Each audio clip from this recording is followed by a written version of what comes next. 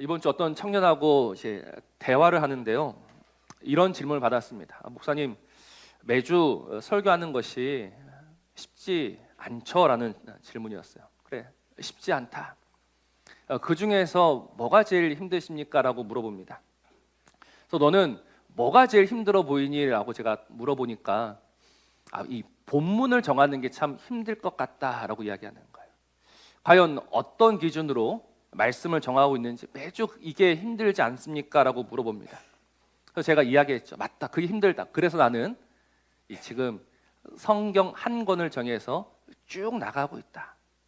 그러니 그 어려움은 나에게 없다라고 이야기해 줬습니다. 사실 매주 설교를 하면서요, 어떤 본문을 정하느냐가 참 어렵거든요.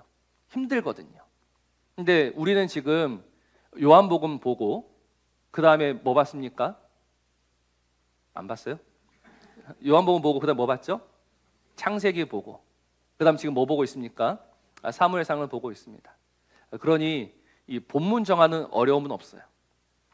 대신에 다른 어려움이 있습니다. 바로 오늘 이 순간이에요. 본문 정하는 어려움이 없는 대신에 이 어려움 뭐냐면 뛰어넘을 수 없다라는 어려움입니다. 설교를 하다 보면 참 이제 이야기거리가 풍성해지는 본문이 있고 이야기거리가 빈약한 본문이 있어요. 또 참 어려운 본문들이 있어요. 저 오늘 본문이 참 어렵게 느껴졌습니다. 왜냐하면 우리가 지금 이제 24장, 25장, 26장을 이제 세 장을 이제 아울러서 볼 건데요. 24장은 우리가 지난주에 봤어요. 다윗이 그 굴 속에 숨어 있을 때 사울이 찾아오게 되었고, 다윗이 그 사울을 죽이지 않죠. 다윗이 사울의 옷자락만 살짝 베어서 그를 살려주는 내용이었습니다. 이거는 이제 충분히 할 말이 있죠. 근데 오늘 25장 말고 26장 가면요, 똑같은 이야기가 한 번 더 나와요. 이때도 다윗이 사울을 죽일 수 있었는데 사울을 죽이지 않아요. 사울을 살려주는 거예요. 그래서 사실 24장을 설교하는데요, 머릿속에는 뭐가 계속 떠나지 않았냐면 26장이 떠나지 않은 거예요.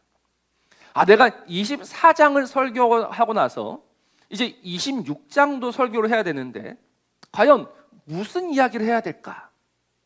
다윗이 사울을 살려준 똑같은 이야기를 내가 어떻게 다시 전해야 될까? 이 생각을 막 하고 있다가 오늘 25장을 만나는 거예요. 근데 25장을 만났는데요, 더 머리가 아픕니다. 왜냐하면 뜬금없는 이야기처럼 보이거든요. 다윗과 사울이 첨예하게 부딪히고 있습니다. 근데 오늘 25장의 이야기는 어떤 이야기냐면 다윗이 나발을 살려주는 이야기예요. 그 광야에 숨어있던 다윗이 이제 먹을 것도 없고 부족하니까 근처에 살고 있는 이제 부유한 나발에게 도움을 요청해요. 내가 너한테 이렇게 선을 베풀었으니 당신도 나에게 선을 베푸시오. 근데 나발이 이 다윗의 호의를 거절합니다. 다윗의 제안을 거절하고 네가 뭔데 나한테 먹을 거 달라 하느냐라고 하면서 다윗에게 면박을 줍니다. 그래서 다윗이 화가 나가지고 견딜 수 없다, 이거는 내가 저 나발을 죽이고야 말겠다라는 이야기가 오늘 25장의 이야기예요. 그러니 이 다윗과 사울이 싸우고 있는데 왜 갑자기 이 나발의 이야기가 등장하느냐? 그래서 오늘 이 설교는요, 이 두 가지 질문으로 시작을 합니다. 첫 번째 질문은 왜 24장과 26장 똑같은 이야기가 한 번 더 나오느냐? 25장, 그렇다면 왜 이 이야기 사이에 이 나발의 이야기는 왜 있는가? 이 질문으로부터 오늘 설교는 시작이 됩니다. 그래서 우리는 이 24장, 25장, 26장이 다른 이야기가 아니고 하나로 이어지는 이야기다라는 것을 먼저 한번 확인했으면 좋겠어요. 우리 성경을 보시면요, 24장 2절 한번 보실래요? 24장 2절입니다. 사울이 온 이스라엘에서 택한 사람 몇 명을 거느렸습니까? 3,000명을 거느렸습니다. 3,000을 기억하시고 우리 25장 2절 가보실까요? 마온에 한 사람이 있는데 그의 생업이 갈멜이 있고 심히 보하여 양이 몇 마리 있습니까? 3,000마리가 있습니다. 우리 26장 2절로 가봅시다. 사울이 일어난 십광야에서 다윗을 찾으려고 이스라엘에서 택한 사람 몇 명가? 3,000명가. 그러니까 24장, 25장, 26장 그냥 우연히 3,000이라는 숫자가 나올 수도 있지만 그러나 이거는 의미가 있는 거예요. 부하 3,000명을 거느린 사울과 양 3,000을 거느린 나발입니다. 그래서 나발은 어떤 존재냐면 이 자신이 그 모습이 왕과 같다라고 생각합니다. 우리 오늘 보진 않았지만 25장 36절을 보시면요, 아비가일이 나발에게로 돌아오니 그가 왕의 잔치와 같은 잔치를, 그러니까 이 사울이라든지 나발이라든지는 이 3,000을 거느린 왕으로 묶여 있는 거예요. 묘하게 닮아 있죠. 그 중에서도 가장 닮은 부분이 있습니다. 바로 미련함과 악함입니다. 우리가 사울의 미련함은 이미 잘 알고 있죠. 그의 악함을 알고 있죠. 근데 그에 못지않은 악한 사람이 누구냐? 나발이 되는 거예요. 악으로 선을 갚는 사람. 그러니까 24, 25, 26에 나오는 다윗의 대적 사울과 나발은 겹쳐져 있는 거예요. 그리고 이거 24, 25, 26 이 세 장은요 주제가 같아요.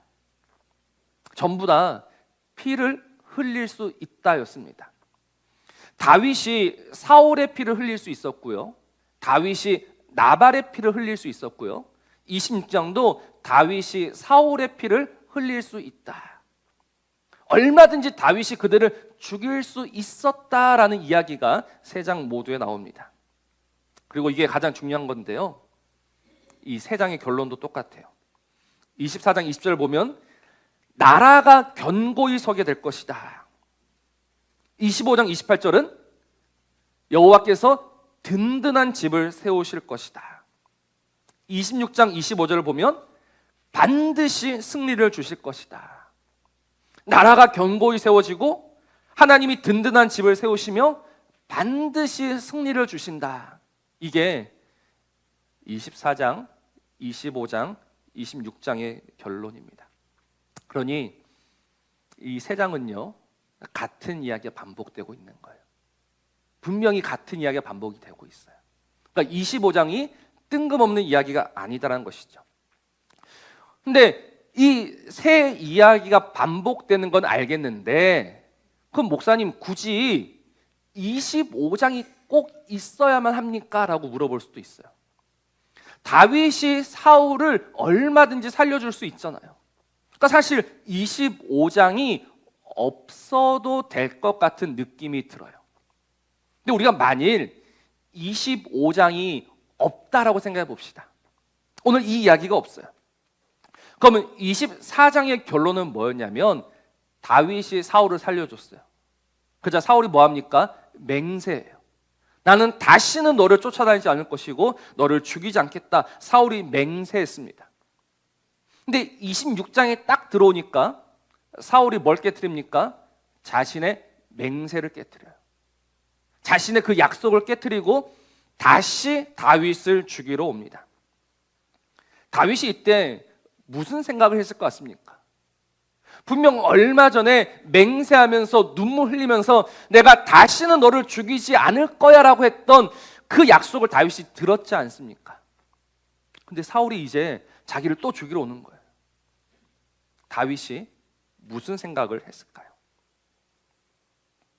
다윗도 분명 이제는 더 이상 못 참겠다. 내가 저 사울을 죽여야 되겠다라고 생각했을 겁니다. 만일 25장이 없었더라면 말입니다.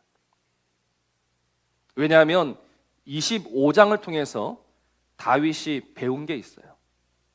뭘 배웁니까? 그렇죠. 우리 26장 10절 26장 10절 한번 봅시다. 우리 26장 10절 같이 한번 읽어볼까요? 시작. 다윗이 또 이르되 여호와께서 살아계심을 두고 맹세하노니 여호와께서 그를 치시리니 혹은 죽을 날이 이르거나 또는 전장에 나가서 망하리라. 아멘.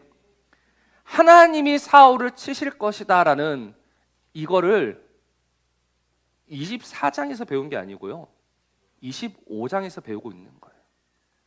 25장 38절 보시니까 한 열흘 후에 여호와께서 나발을 치심에 그가 죽으니라. 나발이 죽었다함을 다윗이 듣고 이르되 나발에게 당한 나의 모욕을 갚아주사 종으로 악한 일을 하지 않게 하신 여호와를 찬송할지로다. 이걸 배우고 있으니까 26장에서 사울을 죽일지 않았다라는 겁니다. 그러니까 이 24, 25, 26은요, 이 다윗의 성장에 대해서, 다윗의 그 자라남에 대해서 아주 축약적으로 이야기해주고 있는 성경이에요. 우리가 지금 사무엘상과 사무엘하는요, 다윗 이야기란 걸 잘 알고 있죠. 다윗이 어떻게 다윗이 되어가고 있는가. 그런데 이 사무엘상하를 아우를 수 있는 아주 중요한 내용이 24, 25, 26이 되는 거예요. 24장에서 다윗은 자신의 야심을 드러냈습니다. 그 왕의 옷자락을 자르면서, 왕이 옷자락을 자르면서 야, 나도 저 왕의 자리에 올라가야 되겠다. 근데 하나님이 그 마음을 찌르세요. 돌이키세요. 근데 그 찔림을 받고 다윗이 왕은 죽이지 않았는데, 그러나 그의 안에 있던 그 폭력적인 모습이 오늘 25장에서 드러나고 있죠. 내가 저 나발은 죽여야 되겠다. 내가 사울은 죽이지 못하지만 나발은 죽여야 되겠다. 아니, 사울이 나를 무시하고 깔보는 것은 이해하겠지만 나발이 나를 그렇게 한 거는 나는 참지 못하겠다. 나는 저 나발은 죽여야 되겠다. 내가 오늘 저 나발을 죽이지 않으면 하나님이 나에게 벌을 내리시기를 원한다. 이 정도로 그 안에 이 야심과 그 폭력적인 본능이 꿈틀꿈틀대던 다윗입니다. 아직 갈 길이 멀어요. 그런데 하나님이 그를 만지시고 그를 다스려 가시니까 26장에 가서 아, 내가 할 일이 아니구나, 하나님이 하시는구나 라고 하면서 다시 하나님의 손에 자신의 인생을, 자신의 삶을 내어 맡겨 드리더라는 겁니다. 그러니까 이 성경은요, 그냥 된 게 아니에요. 이 안에는 하나님이 다윗을 다윗으로 만들어 가고자 하시는 이 놀라운 지혜와 놀라운 그 섭리가 담겨 있다라는 거예요. 중요한 건 우리가 그걸 발견해야 되는 거죠. 과연 나를 향하신 하나님의 뜻이 어디에 있을까? 하나님이 오늘 나를 통해서 무엇을 이루어가고자 하실까? 하나님이 오늘 어떤 역사를 하고 계실까? 귀를 기울여야 되는 거예요. 근데 귀를 기울여야 되는 이유가 있어요. 그게 뭐냐면, 여러분, 하나님의 그 가르침, 하나님의 말씀이 오늘 누구를 통해서 전해지고 있습니까? 아비가일입니다. 뭐 아비가일이 누군지는 중요하지 않아요. 제일 중요한 건 그가 여자다라는 겁니다. 정말 죄송하지만 당시 사람으로 이제 대접받지 못하는 이들이 여자였습니다. 여자는 노예보다도 못한 취급을 받았습니다. 그런데 이 여자가 지금 누구를 막아섭니까? 다윗을 막아서고 있습니다. 그것도 지금 화가 머리 끝까지 난 다윗. 칼을 뽑아서 휘두르려고 하는 그 다윗 앞에 누가 나타납니까? 여자가. 여러분, 여자가 다윗을 막을 수 있나요? 정말 그 아비가일이 다윗을 막을 수 있을 것 같습니까? 아니요, 막을 수가 없죠. 그런데 오늘 제가 이 말씀을 곰곰이 묵상하는 가운데 제일 도전받았고 은혜 받았던 부분이 뭐냐면 33절입니다. 우리 33절을 같이 한번 읽어볼까요? 시작. 또 내 죄를 칭찬할지며 또 내게 복이 있을지로다. 오늘 내가 피를 흘릴 것과 친히 복수하는 것을 네가 막았느니라. 이 막았다라는 것은요, 네가 나를 눌렀다라는 겁니다. 네가 나를 멈춰 세웠다라는 겁니다. 누가요? 아비가일이, 한 여자가. 힘으로 해도 그렇고 뭐 가진 걸로 해도 그렇고 얼마든지 다윗이 아비가일을 찍어 누를 수 있지만 다윗은 아비가일한테 막혀요. 다윗은 아비가일 앞에서 멈춰 서요. 다윗이 아비가일 앞에서 멈춰 서는 이유가 무엇일까요? 하나님이 아비가일을 통해서 말씀하신다. 하나님이 오늘 저 아비가일을 통해서 나를 막아 세우신다라는 것을 인정하기 때문에, 지금 내 안에 끌어오르는 이 감정이 있지만 이 감정을 폭발시키며 고집시키는 것이 아니라 하나님이 저 연약한 여인을 통해서 나를 멈춰 세우실 때, 막아 세우실 때 그 앞에 멈춰서고 그 앞에 무릎을 꿇는 겁니다. 여러분, 우리는 이걸 뭐라고 하냐면 이거를 믿음이라고 합니다. 믿음은 다른 게 믿음이 아니에요.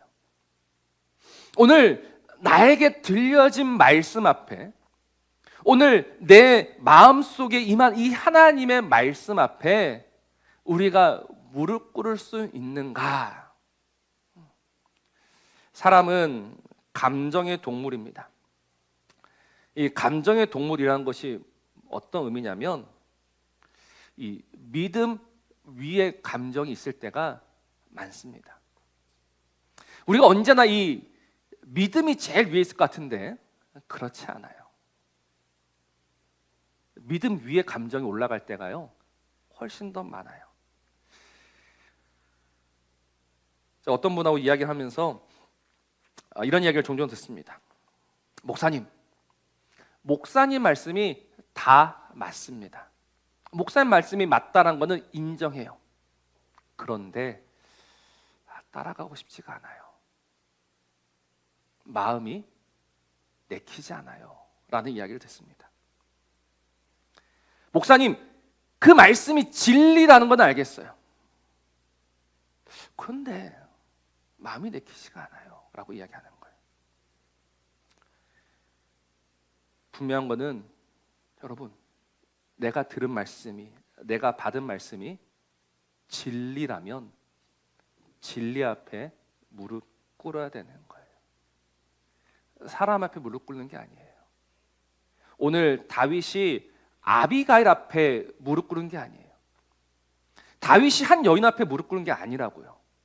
다윗이 하나님 앞에 무릎을 꿇은 거예요. 지금 나는 저 나발을 죽이고 싶어서 견딜 수가 없어요. 조금 전까지 내가 저 나발을 죽이지 않으면 하나님 차라리 나를 죽이세요라는 이 어리석고 악한 말을 뱉어가면서 그 칼을 들고 뛰쳐나가는 다윗인데, 하나님이 그 약하고 보잘것없는 한 여자를 통해서 말씀하실 때 그 말씀 앞에서 딱 자신을 내려놓는 이 모습, 그래서 오늘 26장의 역사가 일어날 수 있는 거예요. 26장의 이야기도 오늘 같이 하겠습니다.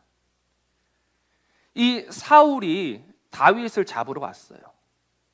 이때는 다윗이 참지 않는 것 같아요. 그래서 어떻게 하냐면 오히려 다윗이 정탐꾼을 보내서 사울을 찾습니다. 이전에는 다윗이 있던 곳에 우연히 사울이 왔다면 26장에는요 다윗이 사울을 찾으러 가요. 찾아요.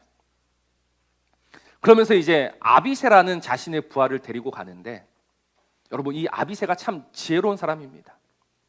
아비새가 그 다윗과 함께 굴에 갇혀 있었던 사람이고, 왕의 옷자락을 베었을 때 다윗의 마음이 찔려서 괴로워하는 것을 옆에서 지켜봤던 사람입니다. 그래서 이 아비새가 다윗한테 뭐라고 하냐면요, 왕이시여, 제가 하겠습니다. 제가 죽이겠습니다. 왕의 손에 피를 묻히지 마시고 제가 저 사울을 죽이겠습니다라고 이야기합니다. 아비새는 생각하기에 우리가 이 사울을 정탐꾼까지 보내면서 찾아왔고 또 이렇게 나를 부른 거는 아마 왕이 자신의 손에 피를 묻히기 싫어서 나를 고른 것 같다. 그러니 내가 뭐 해야 되겠다? 내가 저 사울을 죽여야 되겠다. 다윗은 뭐 하면 됩니까? 가만히 있으면 됩니다. 가만히 있으면 사울은 죽습니다. 자기 손에 피를 묻히지도 않습니다. 근데 다윗이 그 아비새를 말려요. 아니야 라고 합니다. 그러면서 아까 우리가 보았던 그 이야기를 하는 거예요. 하나님이 하실 거야. 그러면서 그 창과 물병만 가지고 가자라고 하면서 딱 나오는 거예요. 그러니까 24장과 26장의 다윗은요, 완전 다른 다윗이에요. 엄청나게 성장한 다윗이에요. 엄청나게 이 달라진 이 모습이 바로 25장 이 사건을 통해서 하나님이 아비가일을 통해서 멈춰 세우셨을 때 그 앞에 멈춰서고 그 앞에 무릎 꿇으니 그가 성장하는 거예요. 갑자기 믿음의 거인이 되는 것이 아니라 그 순간순간마다 하나님의 말씀이 들려지고 그 말씀 앞에 순종하고 복종할 때, 물론 그 말씀이 싫을 때가 있을 거예요. 그 말씀이 힘들 때가 있을 거예요. 그러나 그 순간에도 자기 자신을 쳐서 복종시킬 때 하나님의 역사는 이루어지게 되고 우리는 다시 믿음의 사람으로 서게 되는 겁니다. 정말 이 시간 저와 여러분이 다른 것에 정복당하는 것이 아니라 말씀에 정복당하고 말씀에 무릎 꿇게 되기를 주의 이름으로 축복합니다. 하나님 역사는요, 그렇게 시작이 되는 거예요. 내 기분과 내 감정과 내 상황이 복잡합니다. 그냥 그 순간 나에게 찔러 들어오는 그 말씀에 정복당할 수 있느냐, 그 말씀 때문에 다시 내 감정을 내려놓을 수 있느냐.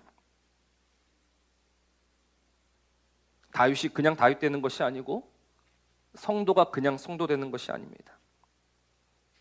바로 이 결정적인 순간들, 여러분 그것들을 놓치시면 안 되는 거예요. 하나님은 오늘 나에게 언제 어느 때 누구를 통해서 말씀하실는지 모르잖아요. 그러니까 민감하게 여러분 반응하고 있어야 되는 거예요. 그래서 오늘 우리가 정말 우리의 이 감정과 상황을 넘어서서 그 말씀에 진리에 반응하게 될 때 하나님의 역사를 보게 될 것이고 하나님의 일들을 이루어가게 될 줄로 믿습니다. 오늘 시간 정말 그 하나님 앞에 온전히 무릎 꿇는 시간 되기를 바랍니다. 무릎 꿇기 싫을 때가 참 많지 않습니까? 하나님, 이거는 정말 아니다 싶을 때가 왜 없겠습니까? 부끄러운 이야기 하나 드릴게요. 제 성격, 성질이 욱할 때가 많이 있습니다. 근데 하나님께서 이거를 딱 멈춰 주시고 눌러 주신 데가 언제냐면 정말 부끄럽지만 우리 첫째 아들을 통해서 무슨 이야기냐면 이제 막 엄마하고 좀 투닥거리지 않습니까?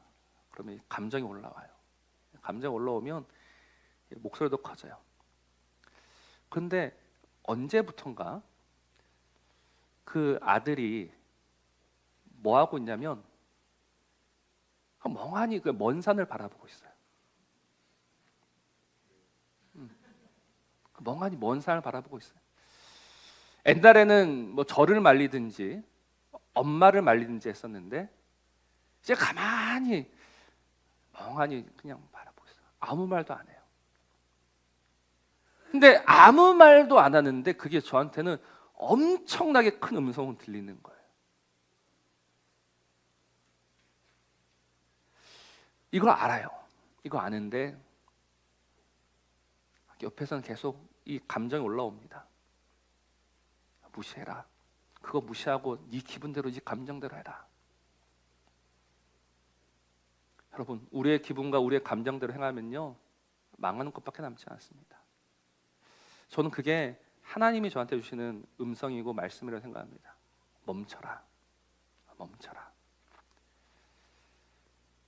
처음에는 잘 못 멈췄어요. 근데 이제 조금씩 멈춰가고 있습니다. 이 멈추면 여러분 막 기쁠까요? 기쁘지 않아요. 이 자존심이 막 상하고요. 하나님, 내가 왜 멈춰야 됩니까?